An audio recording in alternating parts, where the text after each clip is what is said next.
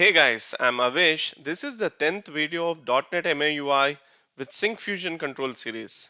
Let's quickly review our previous session before we get started. In the last session, we have focused on list view control of Syncfusion, which helps create interactive and feature list views in mobile applications. We have learned how to create a horizontal list view for customizing the items by subcategories. Also, we focused on adding navigation from the main category to the subcategory pages. Please review the prior session before proceeding. In this session, we will focus on sorting and filtering, which is a basic requirement nowadays. We'll see how we can add sorting and filtering to the list view items. We'll also focus on grouping the simple and easy items. We have already done an example of grouping data form items in the data form session. Similarly, we'll focus on grouping items in the list view. We have written all the code under one file and we will segregate that into MVVM pattern for better maintenance and better performance of the application. Let's now get started with the coding session. Let's start with a new XAML file and a list view to bind employees. I'm sure that you have learned a lot about how to develop and use the list view from the previous sessions. So I'll create the employee related files in a quick session. Let me stop this application, right click on the project, add new item. Under .NET MAUI, choose the content page here and name it as employee list.xaml file. It will create the XAML as well as the XAML.c#. And over here, let's start off with employee info. The employee info will have name and experience here so that we can sort either on name or experience years, or we can group by name and we can filter by name as well. So now the next step is to create the employee repository. So I have already created the employee repository. So let me copy from my other window. So I have this employee repository here with the constructor and an internal observable collection method that returns the employee list. And similar to the previous session, I have also created these employees and arranged them with different experience years.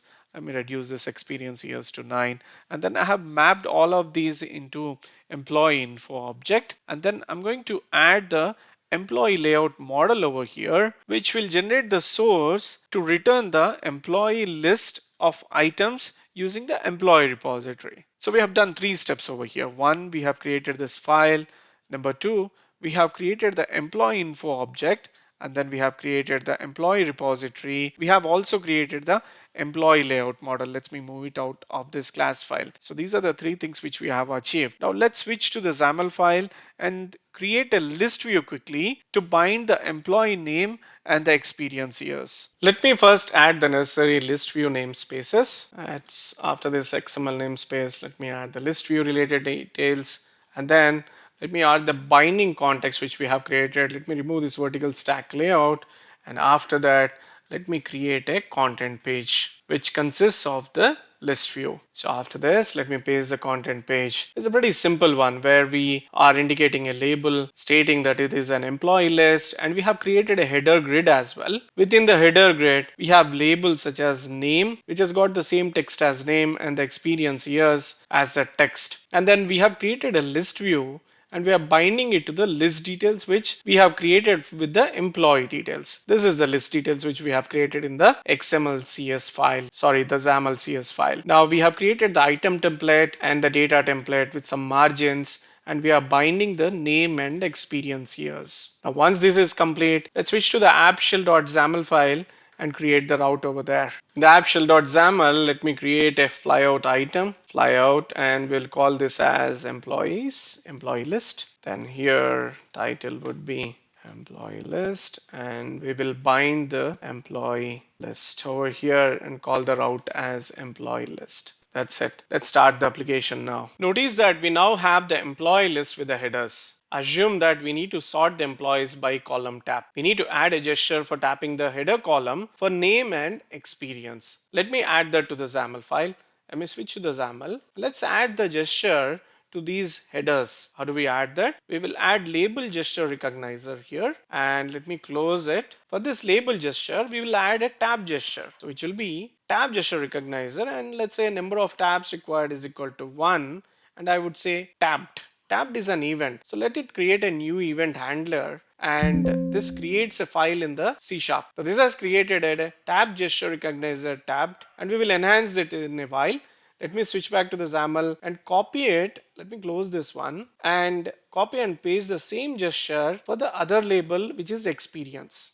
That's it. We are done defining the label gestures. Now we need to write the code in the C sharp. Let me switch to the C sharp file and start coding it here. Let me first create a sort direction over here. So let me create a property under the employee list constructor called sort direction, and we will import that from MAUI data source, which gives us the list sort direction. And then once the event is triggered, I will add a label and we will pass this sender as the label. We can do it many ways. So I can also say sender as label as well. Then once this is done, let's grab the field name. Let's grab the field header of the gesture, which is field name equal to label.style ID. That will give us whether it is a name or the experience. Now once that is done, I'm going to assign the sort direction over here. Now what I'm doing here is, if the current direction, if it is descending, then I'm reversing it to ascending and vice versa. So initially there won't be any sort direction, so it will be always ascending here. So I'm assigning the current direction over here, and then once it is done, I'm going to give a sort descriptor so that we can apply the sort descriptor for the list view data source. How do we do that? Variable sort descriptor is equal to new sort descriptor, and I will add the property of the sort descriptor, which is nothing but our field name. And then after that we have to define the direction of sorting, which is the current direction. That's all. Then once this is done, we will add this sort descriptor to the list view sort descriptor, so that we can do it as this dot list view dot data source dot sort descriptors dot add, and then we will add this sort descriptor object that we have created. And then once it is done, we will say this dot list view dot refresh list view, refresh view. And before adding the sort descriptor, I want to clear off all the sort descriptors that are already added to the list view. Let's add this condition, this dot list view dot data source dot sort descriptors dot count. If it is greater than 0, I would like to remove the sort descriptor for this list view data source, which is with the sort descriptors dot remove at first index. That's it. We are done with the gesture at XAML, and we have bind the event, and the event is doing its job of sorting the name as well as the experience. Let me restart this application now. Let me now tap or click on name and experience and see the behavior. Notice that it has sorted the name by descending order. Let me click it again. Notice that it has sorted by name in ascending order. Now let me switch to the experience. Experience has been sorted based on descending, and again it is based on ascending. We can conclude that sorting is pretty simple with Syncfusion list view. Let's now work on filtering the items. Let me switch back to the XAML file. Let me add a search bar here to filter the names.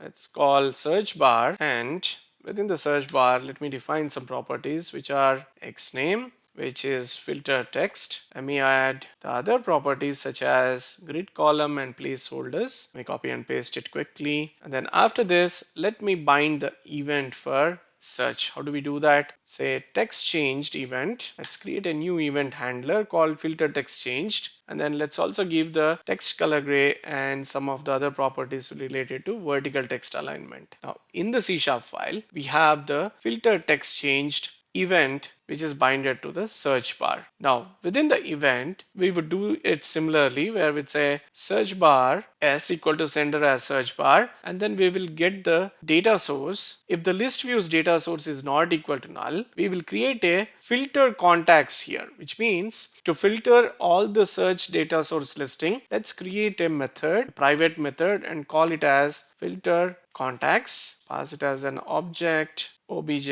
close this, create if filter text is null or filter text.text equal to null, we just return everything back. So we'll say return true, which means it will return the entire list. Otherwise, we will create an employee info equal to object as employee info, and then we will return only if the text matches the employee info. Dot name dot to lower, and it contains the filter text to lower. That's all.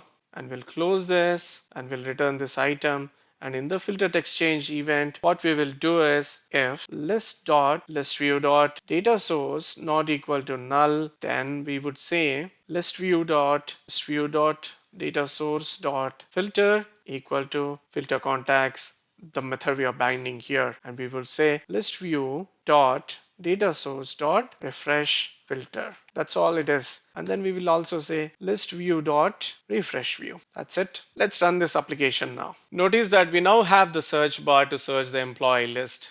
Let me type in something here. Look at that. It is filtering the items from the list view. With this, we have successfully completed another feature in the list view control, which is to filter the items. We will now switch to grouping of this employee list items. Let me switch back to the XAML file and show you how we can do that. The list view has a behavioral aspect called grouping. To bind the grouping, we must declare the group and key. When the data source is bound, we must create the group behavior in C# file and attach that group event. Let me switch back to the C# file here and create a class called sfListViewGroupingBehavior at the end, and then it will inherit behavior of syncfusion.maui.listview.sfListView. So in this grouping behavior, let's declare a list view over here, which we will bind the group key. How do we bind that? We will override the on attached to event of the group, and then we will say list view is a bindable stuff, and then we will also create a group selector event over here in the next line, and we will add the properties of the group selector event. How do we do that?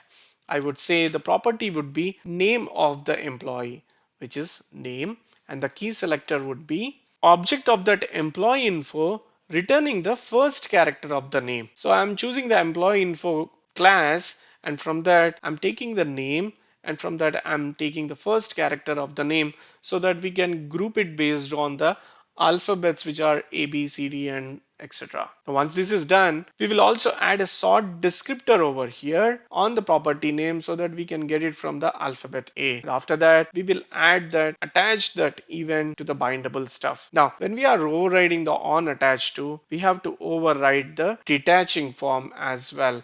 So in the detaching form, we will have the bindable event, and we'll assign the list view as null when we are detaching the form for that bindable event. That's all it is. Now we have on attached to and on detaching form.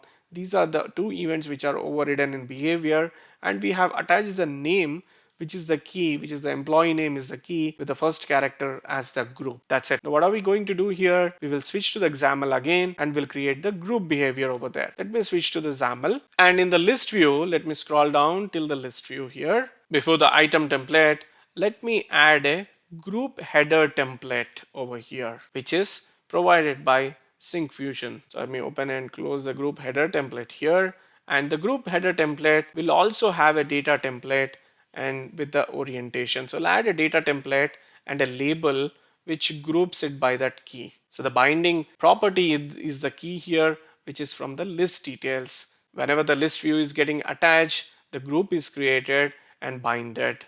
Let me restart this application now. The application is running, but we are not seeing any groups here. That means we have done one small mistake over here. Once we have created the group header template, we forgot to bind the behavior over there that we have created in the C# file. So let me bind that event over here. sfListView.behaviors is nothing but the class file that we have created in the C#. Alright, let me switch back to the device and see how it is looking. Look at that. We now have the names arranged by groups, which is the key. Let me try to click on sort. Notice that even the sort is working fine after grouping. Now that we are done with grouping, let's now focus on MVVM segregation of code. We have written all the code in one C# file, and let's attempt to decouple that to different folders. Before that, let's understand how we can categorize the code. Let me switch to the code behind and do the category segregation.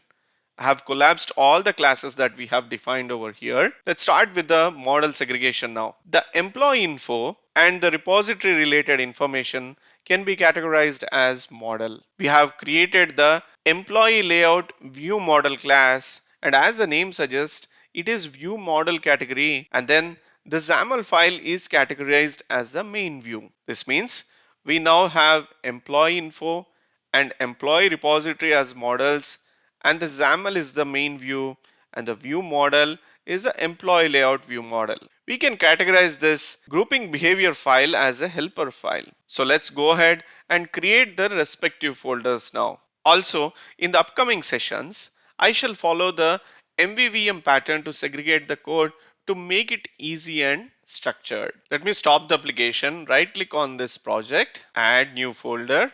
Let me call this folder as source. Let me right click on this source, add new folder again, and create a view folder. Right click, add another folder, call it as view model, and then I'll also create another folder and call it as helper. Right click, add new folder and create model. Let me create a file under helper. Right click on the helper, add new item, code class file, and name it as sfListView grouping behavior.c#. And over here, I'll move to the employee list XAML and copy this class completely and paste it over here. Save this one. Let me create a view model here. Employee layout view model. Right click, add new item, class file. Call this as viewModel.cs. Let me move the other elements pretty quick. I have moved the code from employee layout view model, employee list.xaml info repository into separate files. I have done few changes. Let me show you the changes that I have done quickly. Instead of local employee layout view model for the binding context, what I have done is I have created a namespace called binding, and I have given the namespace to Syncfusion MAUI app.source.view model here. I have also declared a helper namespace over here. Earlier in the employee list.xaml, everything was local because everything was pointing to the local code behind file. So I've just changed it in such a way that there is a difference. Now the binding will be from the view model and the helper would be from the source.helper file over here. So I've changed the binding in line number 2, and if you notice that when I scroll down over here in the group, I have changed it to helpers colon SF list view grouping behavior. These are the few changes that we need to do when we segregate the code. Also in the app shell XAML file, what I have done is I have created another namespace called view, and I have pointed it to the namespace Syncfusion MAUI app.source.view, so that we can have this instead of from local, we have it from the view. Now let me delete it. Let me show you that. You see here we have only one view, so it is getting displayed. Now for local, we have many other files which we have not migrated to the MVVM pattern. So when I see this, you have all the list of other files showing up over here. Now once this is done, you can restart the application and see the output. Notice that nothing has changed except that the data is being retrieved from this employee list.xaml, which is under the view folder. With this, we have successfully completed the sorting, filtering, grouping features of the list view control. We have also segregated the logic into MVVM pattern. In the next session, we will focus on another control. Till then, thank you for listening and have a great day.